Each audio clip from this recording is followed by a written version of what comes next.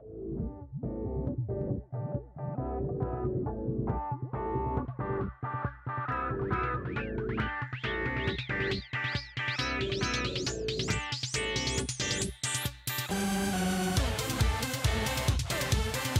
I'm Colin Hardy and welcome to Duel TV, your place to get all your Yu-Gi-Oh information. Along with everything you need to know right now, we also have an exclusive interview with player Sean McCabe. So without further ado, let's get started. Of course, let's get started with the most important news, being the new ban list. This list will go into official effect on April 1st and contain some of the following card changes. Starting with the newly banned cards, both Morphing Jar and Morphing Jar number 2, and Wall Revealing Light are the newest additions to the banned family. Although these cards aren't as relevant in competitive play, it still follows Konami's recent string of hitting cards that are just bad for the game in general. Getting limited, we have Coach Soldier Wolfbark, Mermail Abyss Gund, Rekindling, and Infinity Barrier. Going to semi-limited status is Necroface and Hieratic Seal of Convocation. And finally, the newly unlimited cards are Magical Stone Excavation and, surprisingly, all the way from banned to unlimited, Primal Seed. These changes will be in effect until July 13th, which raises the question, what ban list will the 2014 World Championships be played under? Seeing as this one only lasts until Nationals are over, and that the OCG and TCG now have different lists. Next, Konami in North America has officially made word about whether or not the new rule changes to the OCG will be coming to the TCG soon. They had this to say. You may have recently become aware to some of these changes in the basic rules of dueling that are being adopted in Japan and other OCG territories. At this time, there are no changes to announce for all TCG territories. The next update to these rules will occur this summer, and we'll be introducing a brand new type of card to the game that blurs the line between spells and monsters. We hope you look forward to this very exciting dueling development. While this is good and dandy, it does beg the question, what set of rules will be into the 2014 World Championships? Finally, Konami has made new card errata changes. Both Catapult Turtle and the currently banned card Dark Strike Fighter will be getting reprinted with their effects changing to be only once per turn. Just like with Magical Merchant's card errata made just last month, Konami appears to be adapting older cards to be used in conjunction with their newer cards and game mechanics so that these cards will be balanced with the new game mechanic of Pendulum Summoning. This news has caused a spike in the price of Dark Strike Fighter as it will be most likely lifted off the banned status list, come the introduction of the new game mechanics later this summer. So with all the card erratas being made recently to make cards more playable or balanced enough to come back again, could we possibly see this happen for other cards currently on the ban list like Bryonic? And that's all for the news today, so let's move on to the upcoming product releases. On March 28th, we will have the release of Premium Gold. Players will be able to get their hands on some of the most popular cards, plus ones reprinted in both gold and new Secret Gold foiling.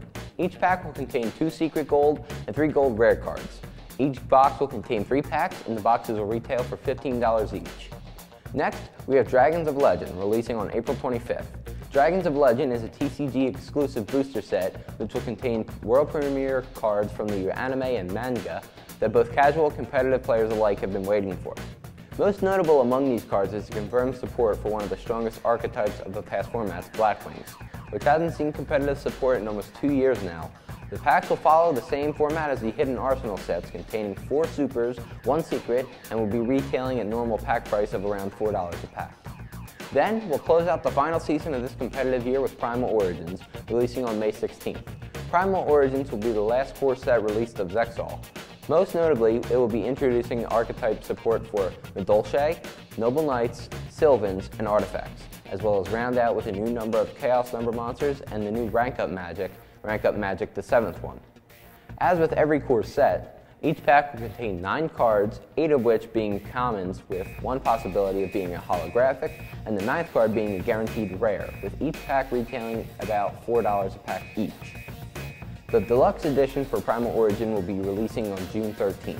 As with other deluxe editions, it will contain 9 packs, 1 50-card sleeve pack, 2 ultra rare reprints of commons or rares from the set, and 1 of 2 promotional cards from this next set of Duelist Advent.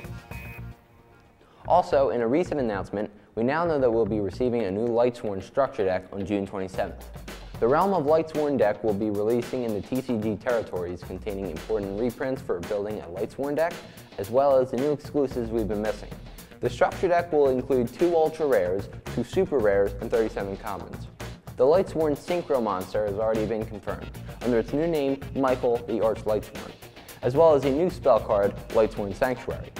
Also, it's confirmed to have 2 of 3 Lightsworn tuners that we don't already have, being either Raiden, Minerva, or Felis. Due to Felis being a V-Jump promo in Japan, it will probably be the one not included. After that, Duelist Advent, the starter decks, and the first wave of tins for 2014 come out later this summer to kick off the competitive year. And that'll do it for product releases. Now we're going to take a short break here as we throw you over to a special interview we did with professional player from Team ARG, Sean McCabe. Here at Alternate Universe in Bluebell, PA, we were able to sit down with player Sean McCabe and get to know a little bit more about him. I'm Sean McCabe. I'm 23 years old. I'm from Philadelphia area. Been playing Yu-Gi-Oh since 6th grade. I've traveled the whole country, played in various tournaments. My achievements in Yu-Gi-Oh are I have 8 YCS tops. I won an ARG championship and topped another one of those. I got into Yu-Gi-Oh because obviously watched the show, as almost everyone else does. And all my friends had the starter decks and everything, and they were all playing. So one day I asked my dad to give me a starter deck, and I think I was about 11 at the time. Started playing with my friends and went from there. I started becoming a competitive player like almost immediately because I'm a competitive person. So when I first went to locals, I was playing with like no tributes and everything, just playing all my cards, not playing by the proper rules or anything. But when I got home, like I read the rule book, made sure I knew everything and built my deck. And just from there, it just progressed. And I wanted to go to regionals almost immediately after that. And I traveled to my first tournament in like 2009 for like the bigger tournaments. Yeah, my fondest memory is probably when I went to Barcelona with like a group of my friends. We stayed there for like a week, so the tournament was just like a small part of it. But we had like, I think it was a group of like 8 of us, I want to say. And it was like really fun going to a different country, experiencing everything like that. My life outside of the game is I'm a student, I go to school online. What I was pre-pharmacy. I decided I don't really want to do that right now. Favorite deck? It's actually not a deck I've had a lot of like success with, but it was Gladiator Beast.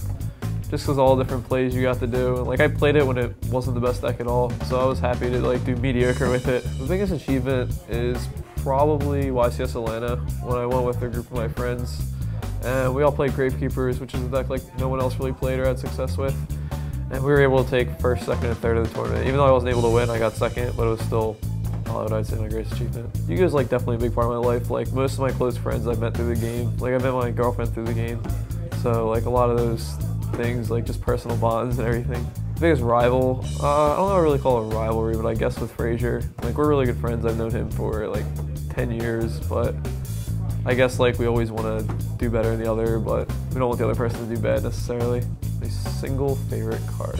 I mean, I guess Constellar Pallades. The best traits to have of being a competitive player is you definitely have to be competitive to start off. Like it seems obvious, but you have to want to win and you have to want to better yourself and beat the people around you. I'd also say you have to have like some sort of commitment. Like you have to commit to playing, because if you don't play, then you're obviously not gonna get any better. Practice makes perfect. If someone wants to better themselves, I definitely tell them to just like play more. Like play in your locals, even if you don't really feel like playing. Ask the better players in the locals after. Sometimes they won't want to play you, but just ask and just notice how they beat you as well when you play.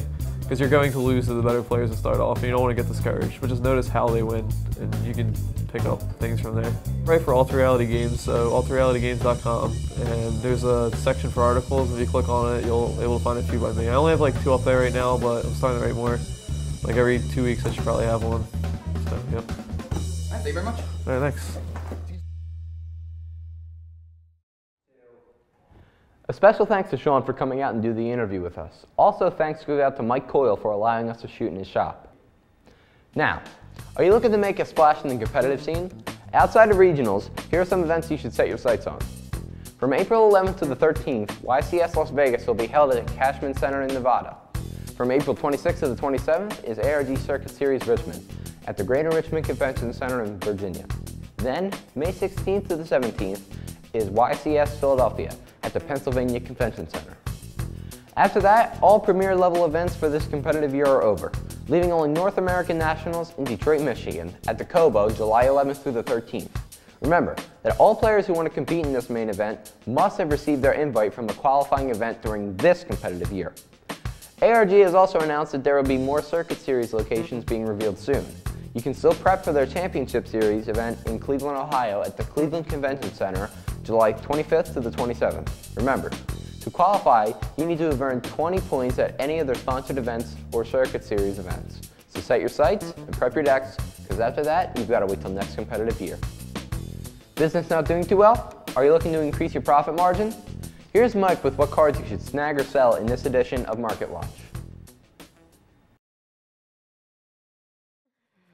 What's up guys, Mike here, and I'm going to tell you how to make some money! So obviously the ban list is not that bad. However, if you have a wolf bark, get rid of them. Quick. I mean, one wolf bark, most people have 3. That means everyone's getting rid of 2, just like you. And cardinal, get rid of it now. You're not going to play more than 1, because 1 wolf bark means 1 chance at an easy cardinal, so you only need 1. Sell it. So if you jumped on the Evolsaur bandwagon, and you're not feeling too confident about whether or not it's going to pay off for you, you should probably start liquidating them all now, because Sola and all the other cards are slowly starting to creep down in their price. And yeah, that's all bad news, but we got good news. On the profiting side, Constellar Pleiades, $10 to $12 now. It's like $4 or $5 when it came out. And guess what? That Tachyon Dragon that you guys think is so scrubbish from the anime, $12 to $15 range. I picked mine up way back when they were 4s. And that generic MST for the XYZ Alucard, solid $15. Got some? Maybe get rid of them now. Don't have one? Get it before it goes up to 20 or 25, because we've seen it happen before. And now, what do I think you should invest in? Well, as the release of Primal Origins gets closer, the good Madolche cards, Tiramisu, Hoot Cake, Mageline, they're slowly starting to go up. So, if you want to make the deck yourself, get it before it hits max height. If you want to profit off the deck yourself, get it before your margin becomes too small. Also, Martial Leaf has stabilized, roughly $20. Hermitry, $10 to $12. Now personally, I think Sylvans are going to be a great deck. So cashing out 20 for a Martial Leaf or 10 to 12 for Hermitry isn't that bad, because they're really key components to the deck. And I can see Martial Leaf hitting like 30 to 40, and Sylvantree hitting 15 to 20. So pick those up.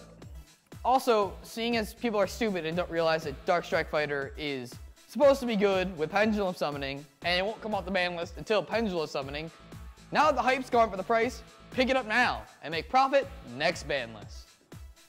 And a really good investment right now, pick up original and tournament pack Lightsworn stuff. Secret JDs, Ultimate JDs, Ultimate Lilas, Ultra Lilas.